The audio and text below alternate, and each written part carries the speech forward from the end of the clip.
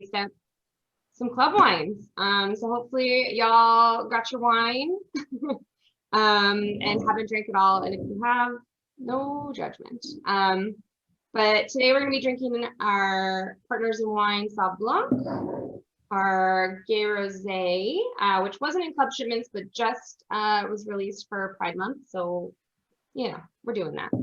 Then we're also doing the Sweet Love Viognier, our club exclusive Better Together Malbec, and then the oh so delicious, oh orgasmic 2018 Tempranillo.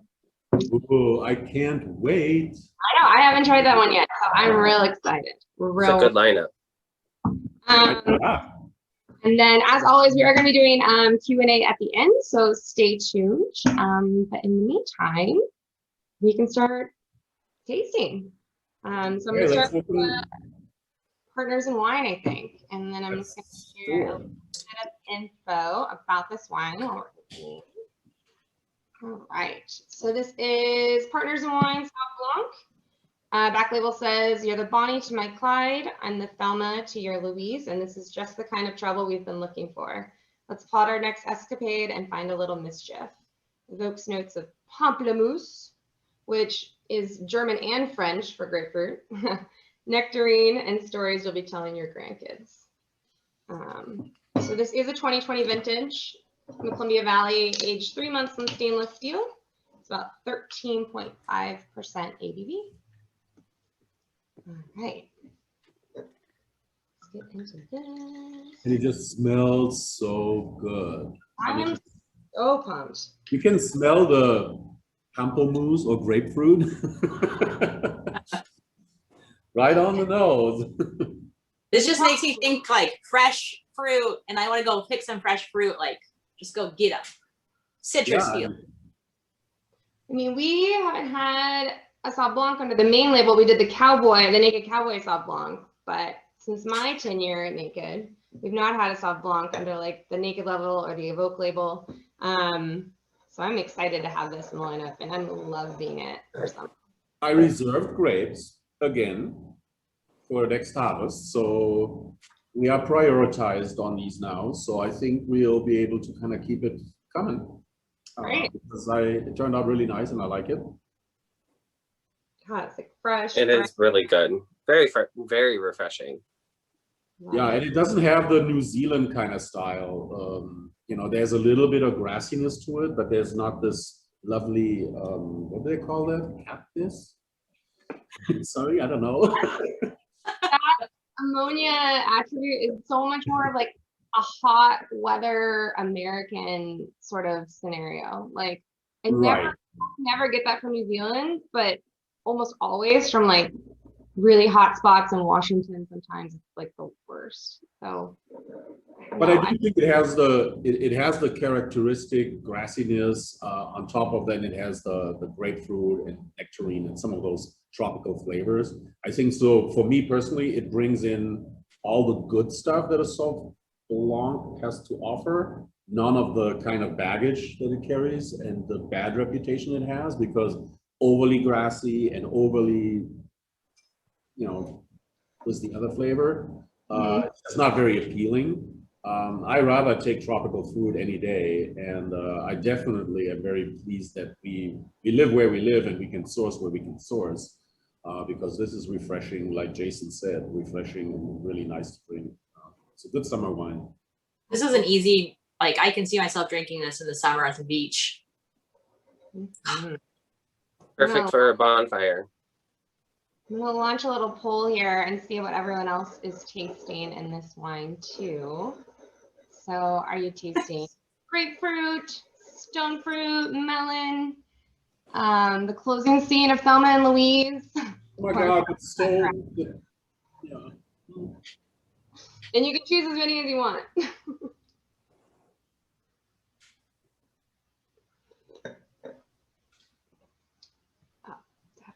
I don't think for me the closing scene doesn't work for this wine. No, it doesn't like shove you up. No, he wants me to stick around a little bit longer. You know? That's good. You get apricots, like a nice like apricot bake. You know, I think that's a really good point. I think I can see that. I didn't even put that as an option. Yeah, stone fruit. You said stone fruit. It falls into there.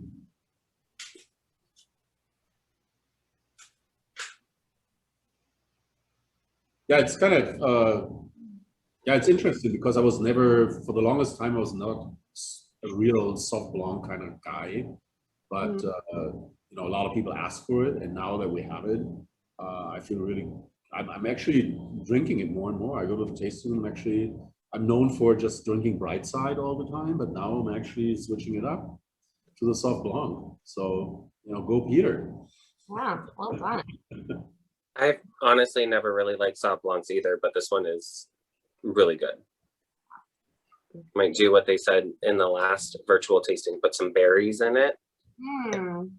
Oh, you can have fun with this. I mean, you can Yeah. literally put some like apricot slices in it, or Ooh, I like that. that would be fun. If it's really, really hot day, you do that and put an ice cube in. Oh Oh my man. God, that's really Or bad. you freeze the apricot slices and use Yeah. them There as you go. That's probably the best. freeze. That's Freeze the probably- apricots first. Thinking. Oh my God, you know what Christy and I did the other day? We looked at wine slushy machines. Oh, Yeah. And we Ooh, bought some really good ones in Italy, and we kind of thought, would that be fun to have that in the tasting room? You know, do wine slushies? Oh. Yeah. And then we were playing around which wines we could use, and then how we could go which fruit, and we kind of had fun with that whole idea. So yeah, there's nothing wrong with throwing some frozen fruit into your white wine, I think. Nothing wrong with that. All right, so it looks like most people are saying they're tasting stone fruit. Some people are saying grapefruit, some melon, and only a couple people are saying Thelma and Louise. So it's just not there.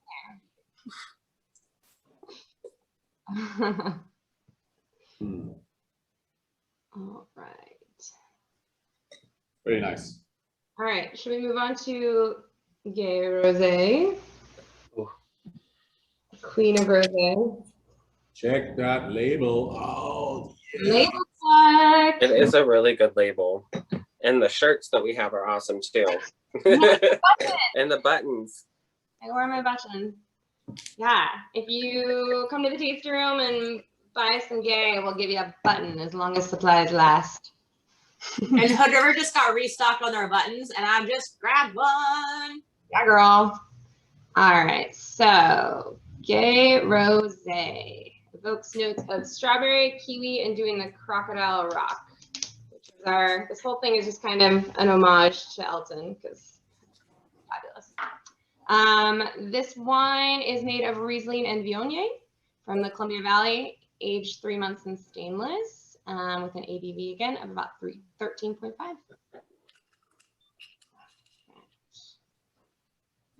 I am really liking this one. I feel like it's really rounded out since bottling. Like when we first tasted it, I was like, oh, it's a lot like Cliche. It's just super soft. And then as it's kind of hung out, it's getting like a little bit of that, a little brighter, I think. I don't know. It's just different. I like it a lot.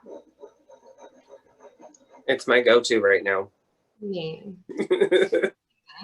It's delicious. Happy Pride, y'all.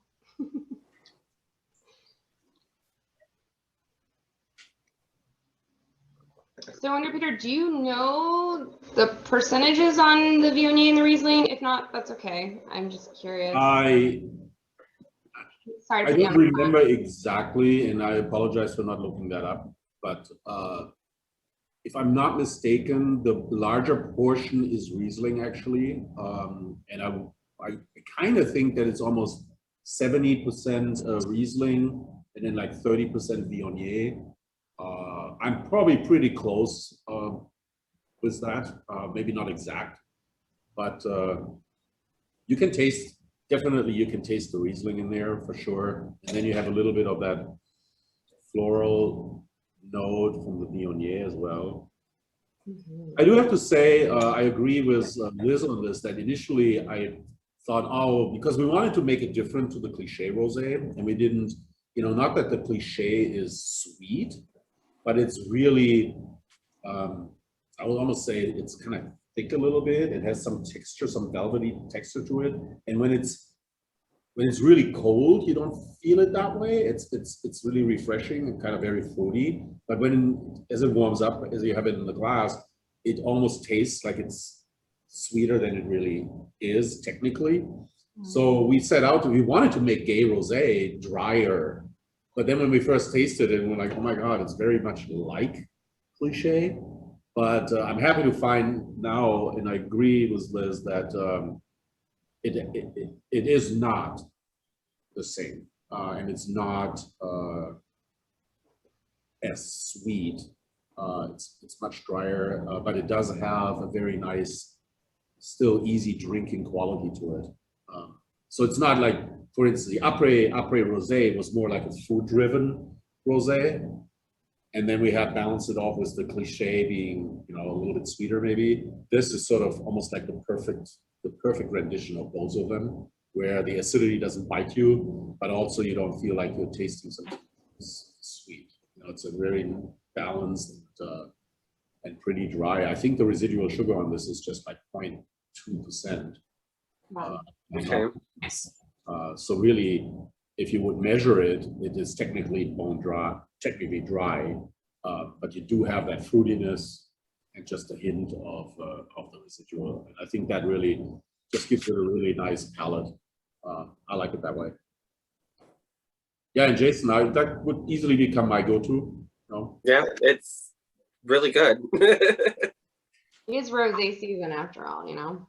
I really want to hike up to like an alpine lake and like walk on up, drink this with my feet in the water. Like That sounds like fun. where it takes me to. And I'm like, that's what I want. Just don't drink too much of it and go swimming. You know, we want you vegan. Safety first.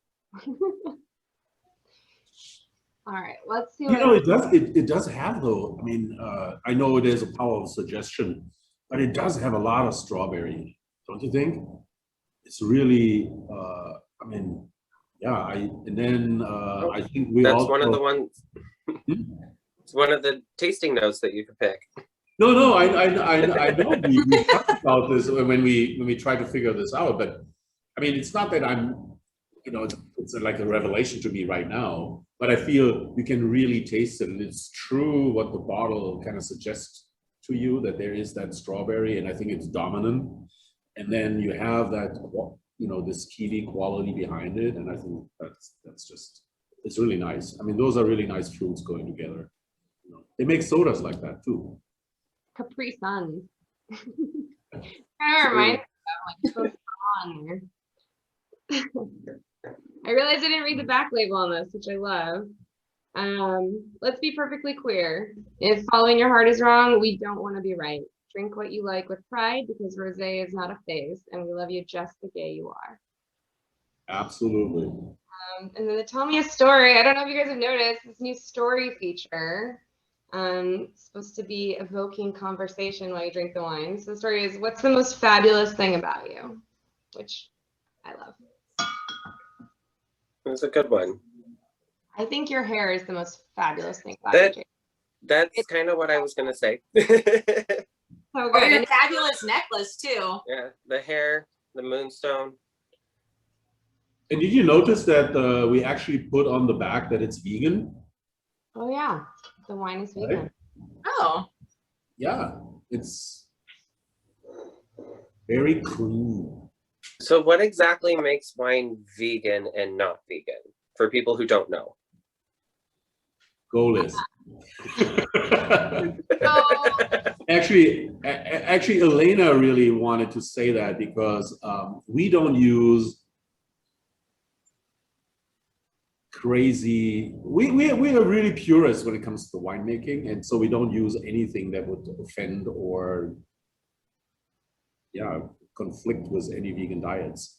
So there's nothing in our process but the fining process of wine. The only thing that you will find, and we actually, Elena talked to some sort of friends who were somewhat vegan. I mean, there's vegans and consultants, and they said, well, you know, none of the wines should be really vegan, because in a way, there's always some bugs in the grapes. If you're really serious, you know, there are you know, but the fact is, what do you put in after the fact? You know, when we get the grapes, there will be some bugs in there that you just, that's it. But they say, well, that's not what we're looking at. We're just looking at how you process, what you do in your winemaking process, and how much, you know, how clean are you when it comes to being vegan. And we don't do any of the fining. We don't use, what's that? Isinglass and Ice things like glass that. and Okay. ladders, or I mean oils or certain things. We just don't do those things. You know, we are very simple in a way, and very we use a lot of blending. We do a lot of we keep our wines clean from the get-go, so we don't really have to do a lot of fining later in any way or form.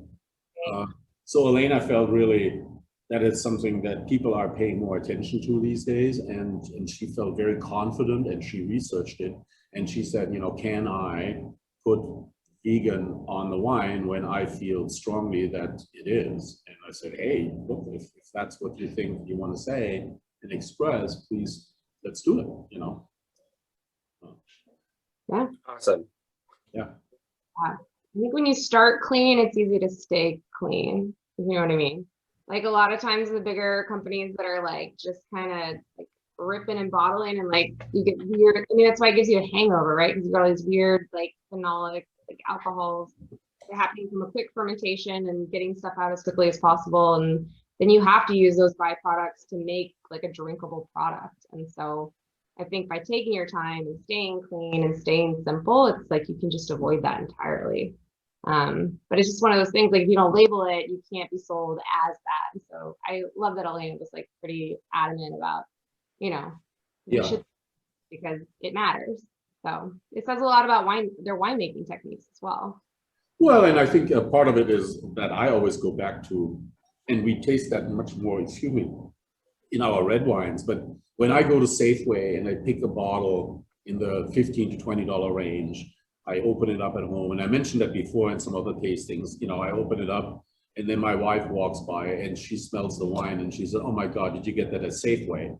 You know, it is a distinct Safeway smell, and that is really rush winemaking. That is huge commercial quantities and a lot of fining to get it right, in order to get that price point and to make it, you know, kind of palatable to some people. But if you are in the know and if you care, you know, those wines in that category, they smell, all of them smell the same.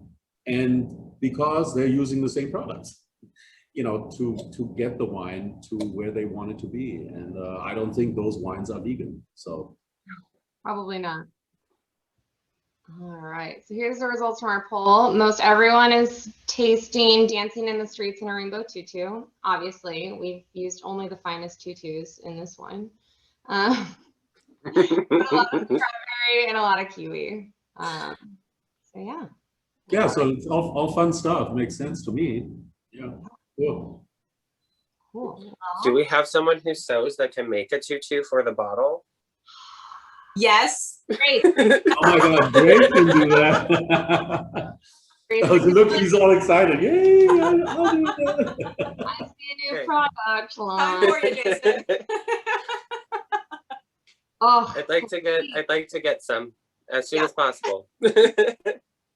Oh my God, Grace, I have something for you. Talking about tutus, I worked on some art projects that I was interested in, you know, painting and making some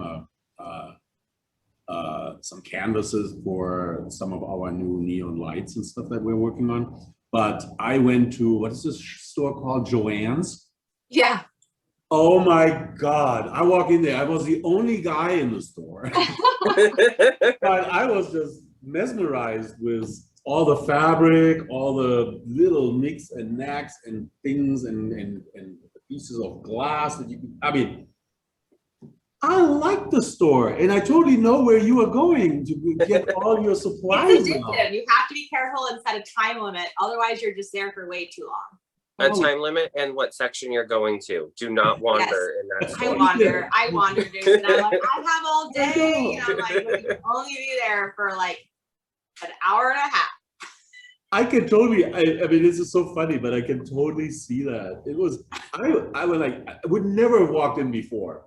But then Christy told me, you know, Peter, that's where you can get some of that stuff that you may be looking for. And I walk in there, I'm like, whoa, this is cool. What was your Next favorite time you're item going, found take there? me with, okay? Come out to South and visit. We have one. It's dangerous. I have the app on my phone because there's like this whole like rewards thing, coupons. It's a rabbit hole, Peter. Save yourself. Oh, really? Kylina says a rainbow scrunchie would work too. Oh, yes. Oh, I yeah. actually pushed for scrunchies in a meeting recently. I was like, we should do scrunchies for merch. They know. probably would sell. I mean, I'm in Yeah, I there. use scrunchies daily. Absolutely. Your hair's blowing Like, around. are there miniature wine openers that would fit in a scrunchie? I don't know about miniature wine openers. I feel like they're just like a standard size. Oh, you can like zip Okay. it into the scrunchie, like Yeah. a secret pocket in the scrunchie. On you? Yeah. There's secret pockets and scrunchies that you can put like little airplane bottles in. Ja. Excuse me. All right. Sweet love, y'all. Sweet love. How about this guy? All right. This is our Sweet Love Sweet Viognier. Evokes notes of tangerine, honey, and love at first sip. And this is a 2019 vintage. The residual sugar on this is about 4%. So not terribly sweet, but definitely not dry. Okay.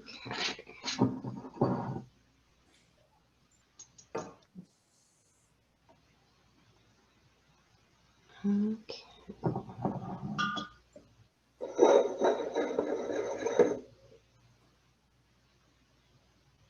Definitely has that Viognier nose. Very floral. Yeah, but this doesn't really, to me, the nose is a little subdued. It does not smell sweet. No. When you first smell it, you don't think it's like sometimes when you have like Muscat or some of these other very fragrant wines, when you smell The it, late harvest oh my God, Riesling. they gotta be sweet. And then all of a sudden they're not. Mm-hmm. This one, I would It's like not off the bat say, oh my God, that's definitely a sweet wine. Yeah. It's interesting though, because I looked up a little bit about Viognier and it was like, there's this kind of like sweet nectarine attribute that like, even when it's done in a dry style, sometimes is a little deceiving for consumers. Like, Right. but I think it's interesting that this one really doesn't smell sweet and it actually is sweet. I don't know. It's just funny. But it's not as sweet as the texture of the wine would say. Like it has that thick syrupy texture, but it's not super sweet like the thicker syrupy sweet wines are. Okay. Definitely very soft. We did a Yeah, it's pairing. kind of, oh, sorry. Oh, you're fine. We did a pairing tasting with the marketing team recently, and we were really surprised to find that the sweet wines actually pair the best with the most foods. Like it's actually just so food friendly. It's just funny because I don't normally gravitate to sweet, but it makes sense a little bit now. Oh, but think about this wine and you do a like a Thai, really spicy Thai curry. This wine would just kill it with it.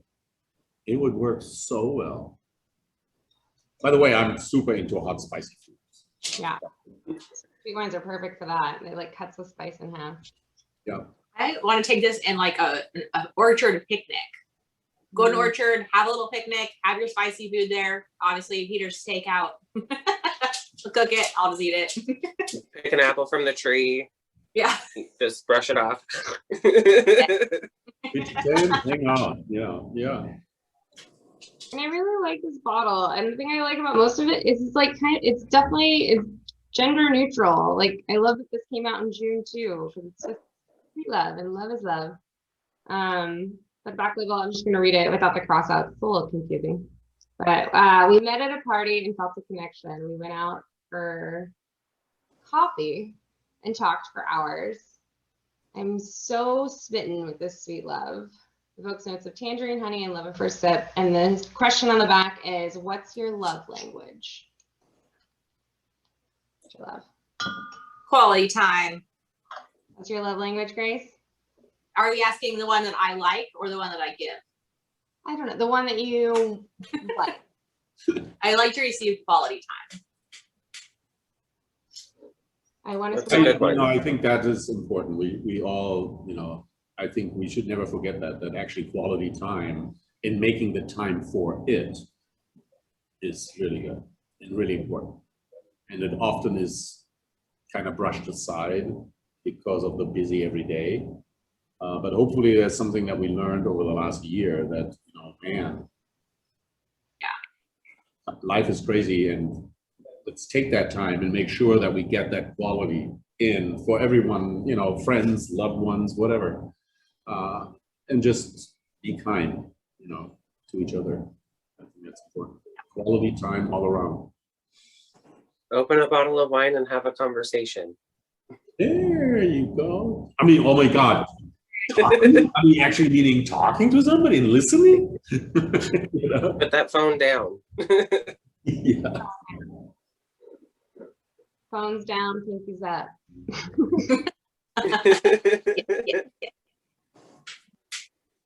All right, let's see what everyone's tasting in this guy. Right. So sweet love. So are we tasting honeysuckle, tangerine, holding hands on a first date, peach gummy rings, or honeycomb?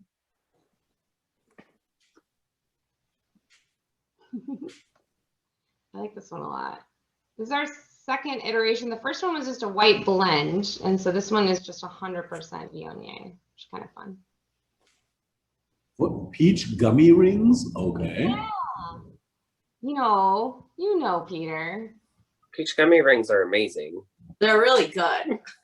I know. Hey, look, I only know Haribo German, gummies, and they have all these different flavors. Oh, yeah. Okay. I think it's like the white side of the peach gummy for me. Mm. They have other gummy rings that are like green. Mhm. Is it the same white side on the other gummies? I think they're just like apple flavored. Now I feel like I need to go and buy some gummy rings and see what the undersides taste like. I do too. I never thought of separating them. I mean, well, it's one side's kind of like creamier. I don't know. Maybe I'm just making this up. So we could do an outing now. We could go to Joanne's first, and then we find a. They sell them They there. have And it then in the you go aisle. to a store where we can find sweets and licorice and all that. That's like my thing when I go to Joanne's. I'm like, oh, and I'm just gonna grab this whole bag of candy to eat while I'm like sewing. Bad. It's really bad. I'm telling you, save yourself. Let's see here. Share results. So it looks like most people are, that's the power of suggestion. We were just talking about this. Peach gummy rings wins. There you go. Definitely, no one's holding hands on a first date with this wine. Oh, It's kind of sad. Eh, First dates. no one's holding hands these days, I think. That's one. That is actually very That true. was a poor choice on my part. No one's holding hands. yeah. Or blowing out birthday candles. Yeah.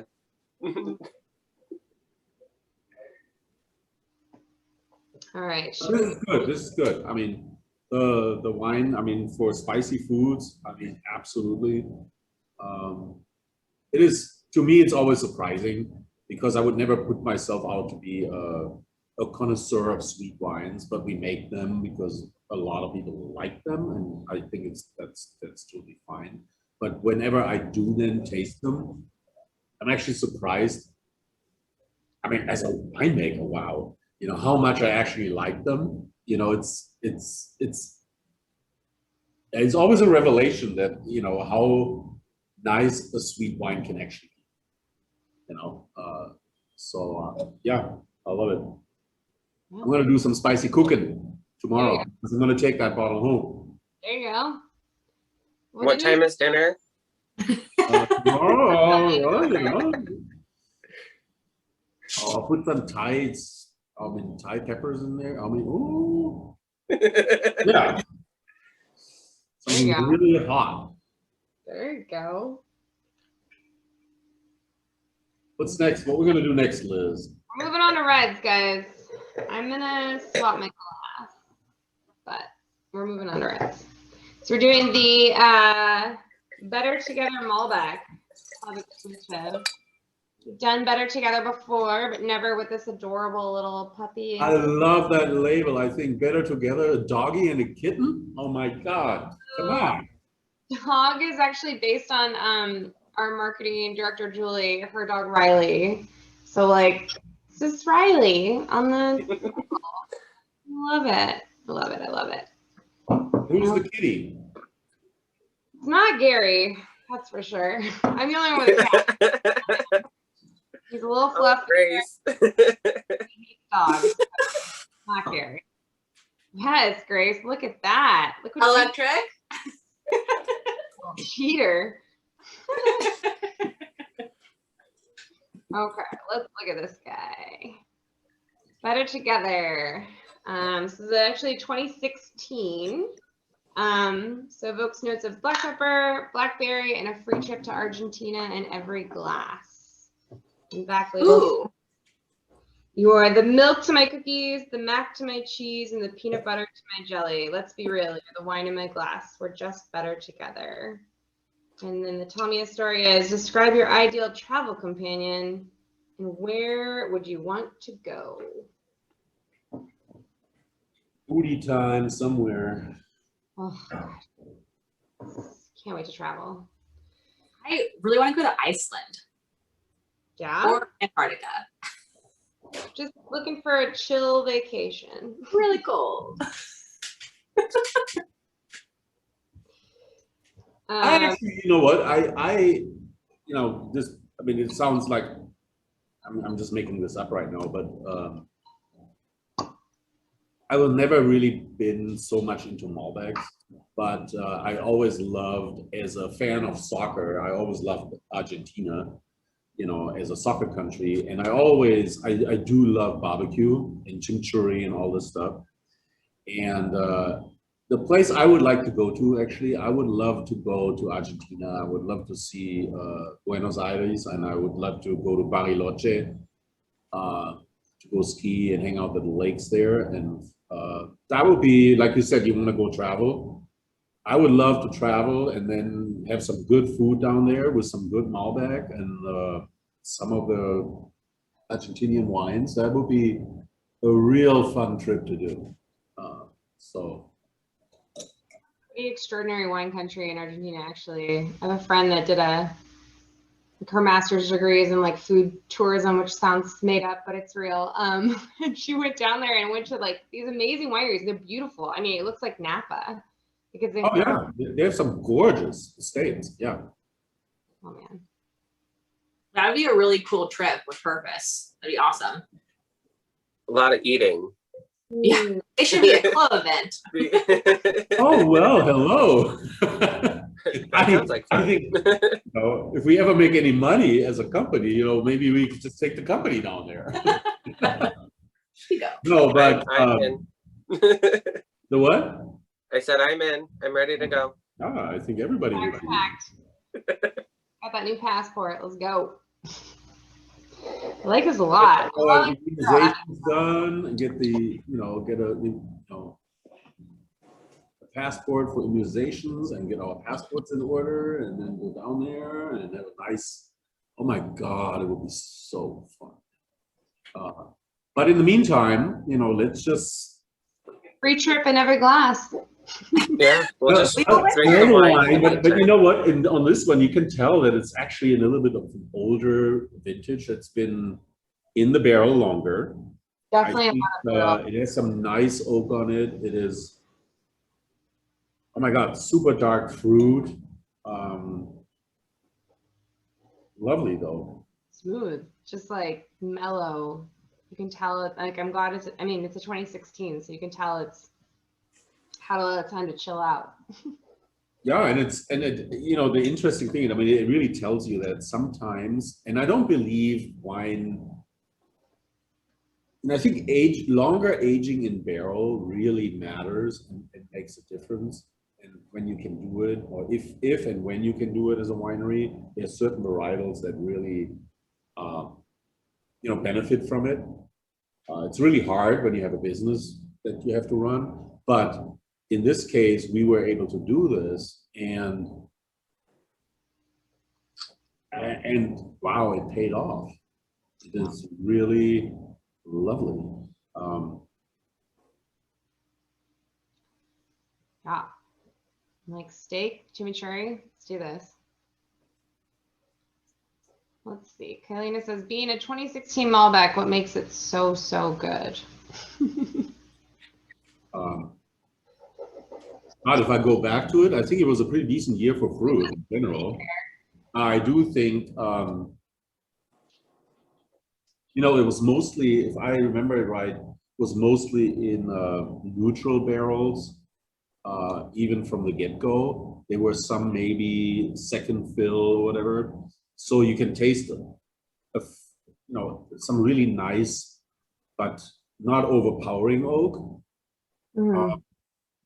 I actually think you still have just a little bit of your fruit left. That's an older wine where usually the fruit gets just totally suppressed and more of the, you know, just plain barrel oak flavors come out. But this definitely, to me, has a lot of like blackberry, like dark fruit. I wouldn't say plum maybe, but maybe black currant sort of stuff. And yeah, and I think the tannins mellowed out quite a bit. It's just really, it's just good. It's just good. Yeah. I don't know a really what good to wine. say. I mean, this was barbecue was. Yeah. I mean, this actually just drinking this wine in a fireplace out in the campground. You know, it may not be an outdoor vino wine, but it is versatile because it has all the goodies, and you can put them, you know, put it in wherever you please. You know, from, you know, formal nice dinners, from just simple romantic hangouts to camping. Yeah. It's there. Better together. Bonfires on the beach. And Yeah. yeah, and it's better together for sure. Mm-hmm. Bring the kitten, bring the dog, and whoever else you please. Maybe just a dog. Unless you're Sarah, she takes her cat on walks. True. Elena too has kids that she's training to walk on leashes. I'm so jealous. My friend has a cat. I don't know really, if I think about it, what's the difference between a dog and a cat? But walking a cat on a leash to me is just, I don't know, it is different. I have a friend that has a cat that walks her cat on a leash, and the cat is like all chill and walks, and as soon as it sees a tree, it sprints towards the tree and attaches. And then she has to go and detach the cat from the tree and put it to the ground, and then they keep walking. And it's the funniest thing. I don't know. At least the cat doesn't climb up the tree. It was the lead, you know. Come on, now stop. Oh my gosh. All right, so it looks like there is a tie here between blackberry and spicy pepper. Okay, spicy. Yes. Okay, I get that. Yeah. There is some spice in there. Yeah. And vanilla, I think that is really red plum. Oh yeah. Okay, I get all of that. That's nice.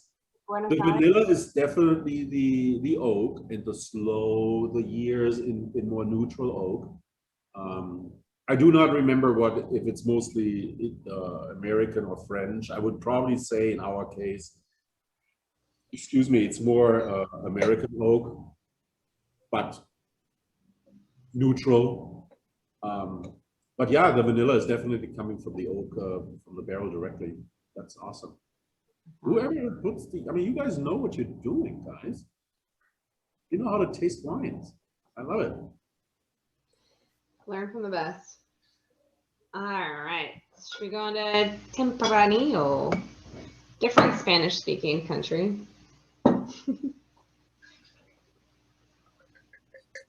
This is so good. I haven't tried this one yet. I'm super excited. Tempranillo is one of my favorites It's always so good. in the consistencies. All right, so this is the 2018 O Tempranillo. So spicy and pepper on the nose, tobacco and leather on the palate. Columbia Valley, aged 20 months in neutral oak with a kind of a higher ABV. So we'll see. We will see. I did when I was looking up stuff about this. Tempranillo is one of the few grape varietals that their leaves turn bright red in the fall. Ooh. There's a couple of them. It's like Limburger, Tempranillo, and a couple others, but it's a rarity.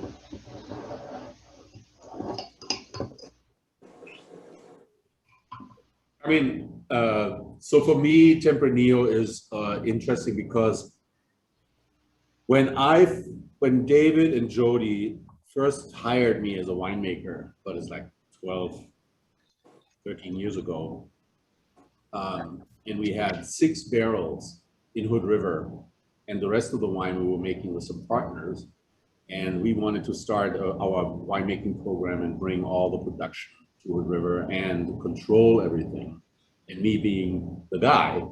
But when my first day was, I walked in there and there were 8 barrels, 6 or 8 barrels. 4 of them were Tempranillo, and 2 of them was, I think it was Cab. And that's what we had. But Tempranillo, because of that day, Tempranillo became like one of the most important wines that Naked Winery and I personally always made, because to me it had this history of my first day, and it always had a meaning that I always wanted to make sure that the wine, the Tempranillo, gets better every time, and the sourcing gets better, and I think we did really well, and we've consistently been doing well with that wine. So it's really actually the Evoke Naked Winery Tempranillo is orgasmic wine is really dear to my heart because of my memory and my journey. So it's kind of cool. And Elena is carrying on. So this is amazing wine, by the way. I have tasted this multiple times. I've taken it home because I like it a lot. Good. And this is the O that's in the shipment, isn't it? Yes, yes, that is correct. The June Club shipment.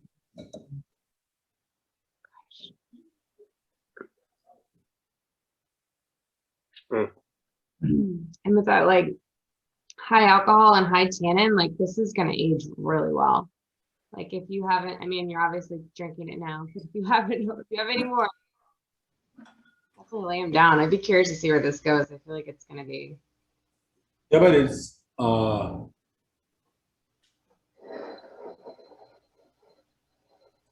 I honestly have to say, I mean, it's very layered.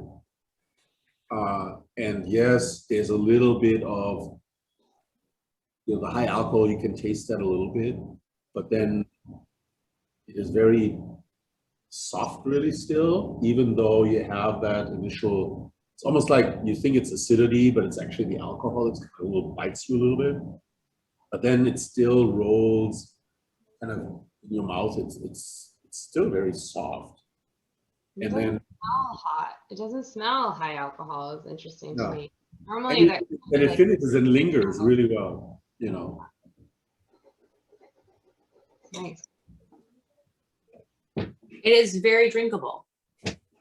Ah, damn It it. is very drinkable. Like, what are we having for dinner? It's going to be hard to save Bummer. this at all. No.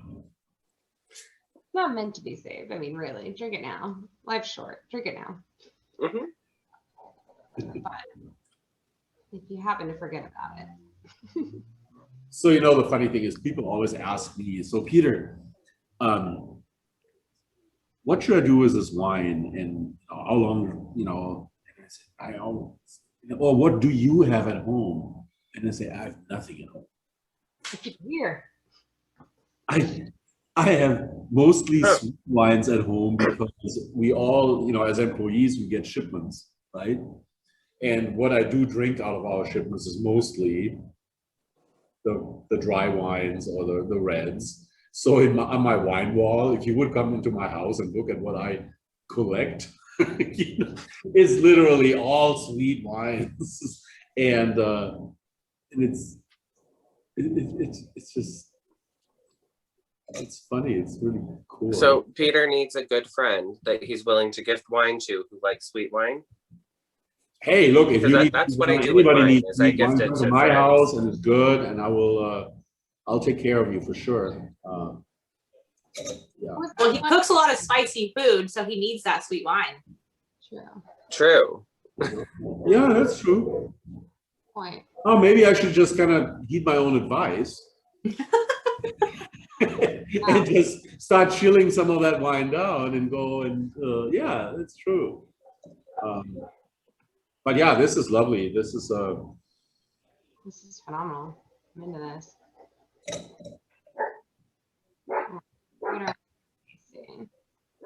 I want to eat like a loaded baked potato with that. Ooh. All of like the extra things and real butter. You know, salad bars would do a lot better if they just did baked potatoes with the salad. It's all pretty much the same things that you put on it. I like that plan. True. All right. This Tempranillo tastes oh so good with flavors like sneaking into your grandmother's library where she smokes a tobacco pipe in a big leather chair. Cherry, dried figs, cedar, and tobacco. Ah, definitely the cherry for me. okay. I'm not going to say anything.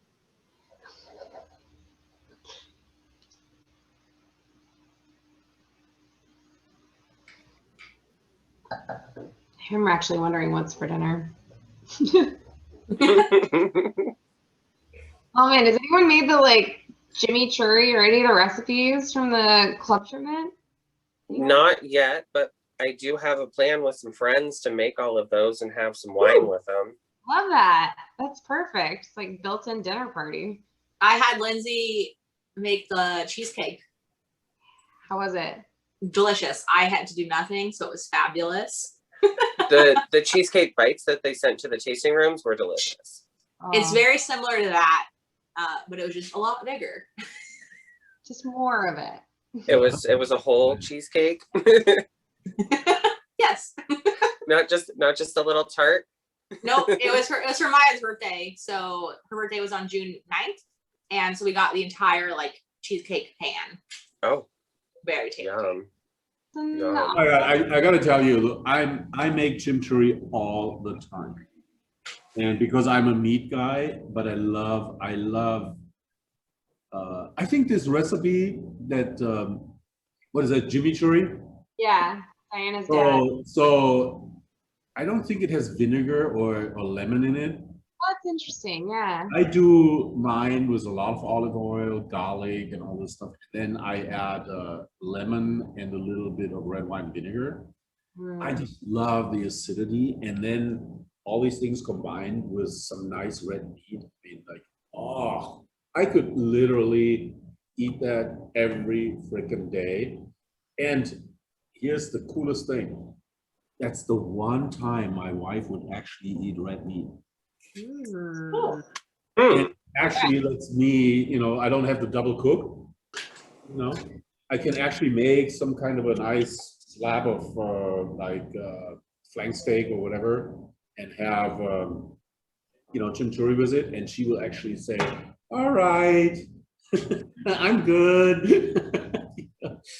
I love chimichurri. That's why when we tasted the Malbec, you know, going to Argentina for me would be like it's like, oh, Peter in heaven, you know, all the goodies right there. Oh, red wine, red meat, good times. Yeah. Or go to Spain, taste some amazing Tempranillo. Tempranillo and Rioja. Tempranillo, yeah. And my God. So we have 2 destinations now. Where are we going? I'll go anywhere. Fine. Saving some bucks. I'm ready. Yeah, I am ready to travel. Again, I have that bag already packed. It's ready. I'm going to Costa Rica a week from today. And I'm so Ooh. very excited. Ooh. Ready to travel. You know, actually, yeah. Be Good for the you. first with the new Evoke label in Costa Rica. I'm not packing a bag, so it'll just be me chugging wine in security. We checked a bag the last time we traveled internationally, and we didn't have bags for our entire trip. It was Yeah. What do you really need down there? You know? exactly. Well, we went to the Philippines, and all you need is a bathing suit. But shopping for a bathing suit in a country where everyone's 5 foot nothing and weighs like 100 pounds in like an open air market is a good story. I mean, it makes for a good story. Well, that's what we're all about, though, right? Yeah, there's nothing funny about it. It's like life is not perfect, No, and any kind of a hiccup makes a better story later. totally. It's hilarious. Telling that story for the rest of our lives. Liz left the country and had nothing. Okay. So one thing I did recently is I went to Ireland when I could travel. And when I landed, I had the clothes I was wearing and outer garments like jackets, shoes, and undergarments. And I purchased all my new clothes. And I went to thrift store to thrift store and had a whole new ridiculous wardrobe.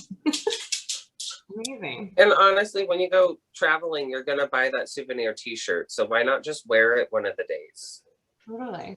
Or come to any of our tasting rooms and get your own souvenir T-shirt. Mm-hmm. Like And Jason. certain ones Oh my per God, tasting room. they are themed now. No, Yeah. well, they're tasting room specific. You can't even get them online. There's one for Bend, Head River, and Seaside, and you can only get them at the tasting room. And they're so gorgeous. I love them. They are. They're unique art designed by our team.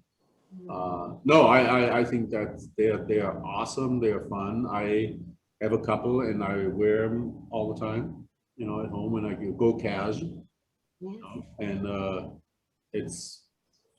I'm actually, there's some good stuff that we're doing, and there's a lot of good stuff coming, trust me.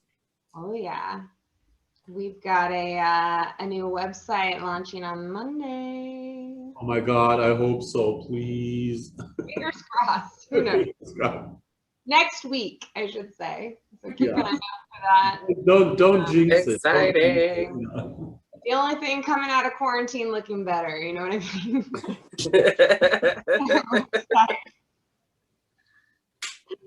We're ready. We're open. It's been a lot of hard work, and it's been A lot of hard work. really stressful for the whole marketing team for sure, and a lot of other people in the company. And but it looks like we're fine. We're very close to getting it done. I do have to say,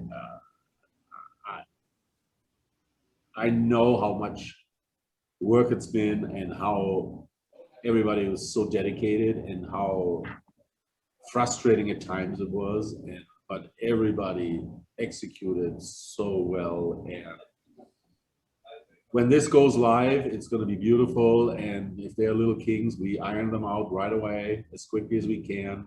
But it's going to make everything better, for our customers, for our fans, for us. It's just the next step. And it's really, really cool to see. And hopefully, like Liz said, hopefully we will go live Monday. Stay tuned. Yeah. Great. It's kind of just like winemaking. You don't realize how much work goes into every bottle. Like you just go to these websites. We live so much of our lives online now, and you take it for granted. It's like a lot of work goes into these sites. It's really wild. I had no idea till I was like on the team making it happen, and I'm like, oh yeah, it's everything. It's all of it. It's a lot. So I'm excited. No, it's actually mind-boggling, and I was lucky because you know, I just had to approve certain things, but I didn't have to do all the hard work. But yeah, I did get to see how much work it is, and that's why I said, yeah, I appreciate everybody who worked on it. It's gonna be gorgeous, functional, amazing, and I'm super excited. Very excited too. Well, if there's questions, kind of Q&A, open it up. If anyone has questions about the wines, things happening, all that kind of stuff, we'll just kind of open that up as we wrap up here. But yeah. See, Peter, you said you just picked out some stuff for the bathrooms at Vancouver? I did. Like Yeah. today? So, well, I mean, yeah. Today we actually kind of designed. We had a few options of the direction of the bathroom in the Vancouver tasting room. We made a decision on which direction we wanted to go. Super exciting. But if you want to know what's going on in Vancouver, Christy and I, we had the most amazing experience last week or like 10 days ago, whatever. We got to go to our architect and we had a meeting selecting some materials and some finishings and stuff like that. And then they offered us they said, you know, we are not sure if it's really working, but we have this virtual reality tour for you to walk through your tasting room. And we were like, okay, I had no idea what that would mean, right? And so we got to go into this room and we put on this thing and we got some stuff in our hands to direct where we were going. I felt like super sci-fi. I mean, I was like out of this world. But we got to see the renderings, the finished tasting room. The outside wasn't rendered, but the inside and everything was done. We could point to where we wanted to go. We got a spatial, it was so real that for the first time I felt like, oh my God, this has not been in vain. You know, this is like going to be the most beautiful, most incredible tasting room. It's gonna be, I got goosebumps all galore and I'm so stoked. We hope to submit all the plans maybe by the end of next week, if not the following week, to get permits. It is happening. I am so excited. As scary as this whole thing has been, but this VR, this walkthrough, for me, just validated everything that we thought, and honestly, it's amazing. That's not me. This is it's a nice. Yeah, no, so I don't know what that was the question, but you know, this was a little bit of an update on Vancouver. I am more stoked than ever. I feel incredible about what's going on. I had a meeting yesterday with the Kirkland Tower marketing person. They are excited to have us. We want to collaborate, and there's a lot of good stuff happening. And I still believe there's a good chance, with a little bit of luck, that we can open December 1st this year. That's exciting. That's very exciting. Yeah, I've seen renderings. It's so cool. It's so cool. Yeah, and I love the tile that they have in there. It looks so nice. Yeah. it's going to be spectacular. It's going to be different than any other tasting room down there. It's going to speak Evoke. It's going to be us. It solidifies what we stand for. It solidifies our brand. It will show who we are, fun people, but serious about our wine. It will, without any doubt, I feel super excited. It will be good for all of our members, our fans, for us as a company. It will require hard work to make it all work, but I'm so stoked. And honestly, I was always, it is so difficult to judge space and do these things with all the complications that we've had. And it's like this, you feel elated and you feel down, but when we did this VR thing, and I felt like I was actually walking through the space for real, all the troubles that we've had, anything that was questionable before, just kind of went away, and I have nothing but excitement now. So Good things come to those who wait. sometimes. That's true. That's true. You got to stay at it. You got to keep at it, and you got to stay. You got to believe. So yeah. Let's see. Michael says, do you have any plans to put varietal percentages on the blended wines?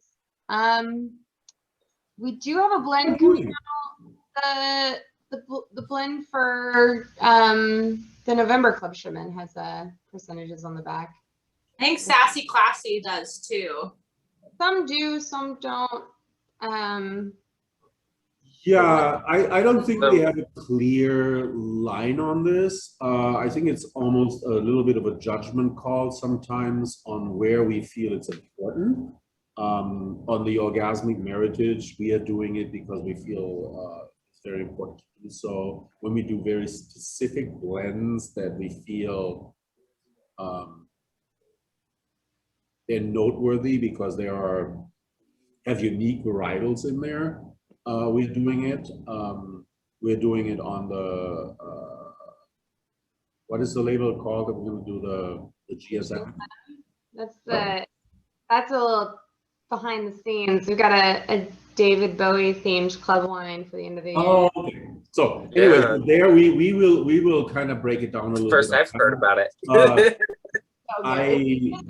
We're so excited.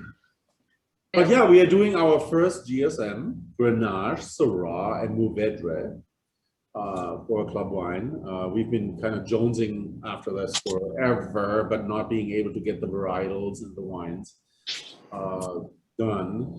But now we're actually capable of doing this, and we're super excited.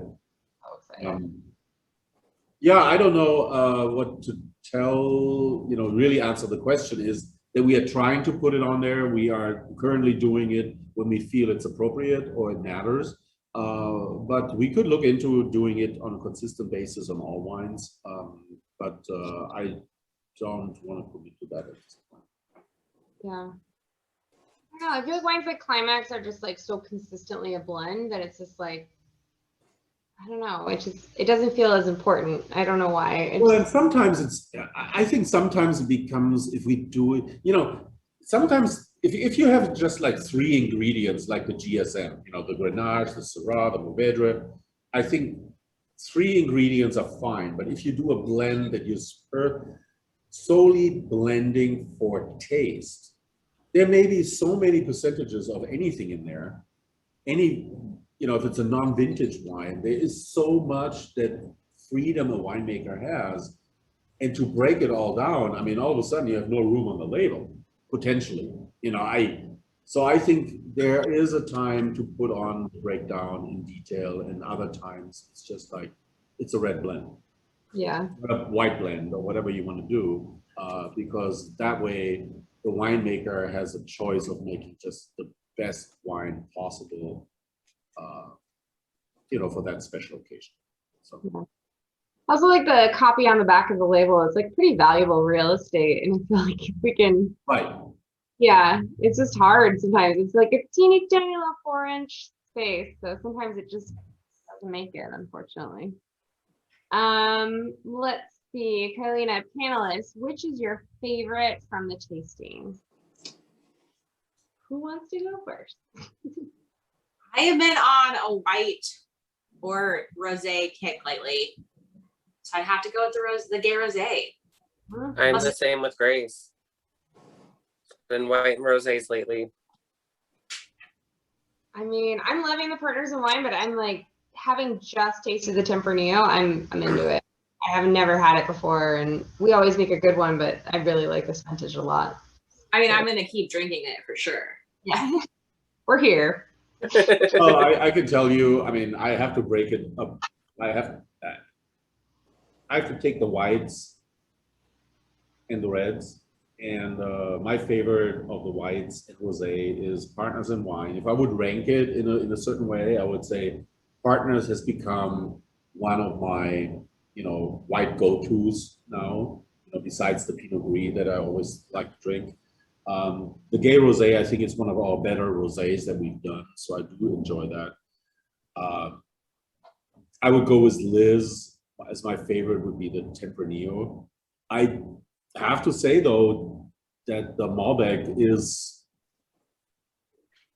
pretty good, and in the end, and even the Sweet Love, honestly, I will take them all home, and at the right time, I will enjoy them all. And look, this is what we're trying to do. We're trying to make wines that are solid and good and ready to drink. And ready to drink and represent the varietals we are trying to kind of attack and work with. And then we want to make it so that everybody can enjoy it. And I feel I can enjoy every single one that we tasted today at any given time. I do think on the sweet side, I would have to have some kind of a pairing because I'm just not generally a sweet person. But you're sweet. Got that? You got that? No, but yeah, I would think if I would have to rank them, it's like Partners first, and the Tempranillo on the red side would be my first choice. But I drink any of them. It's kind of like a Father's Day sort of thing. Like, I love them all. I love all my kids. I love all my children. But for completely different reasons. I know. Let's see. Daphne, one of our fabulous club members and Partners in Wine. She says we have new member to Evoke family with us here today. Can you give us some background to Evoke and the grapes you use, process, etc.? I didn't quite hear that. I'm sorry. Can you give us some background to Evoke and the grapes you use, process, etc.? I guess kind of who are we? What do we do? How do we do it? Okay. So who are we? We are an amazing winery that sources grapes from growers around our region. We source, we build relationships over many, many years that for the most part I've worked on. And we build on those relationships and work with the growers to get the grape quality to our liking and or negotiate, volumes, quality at any time.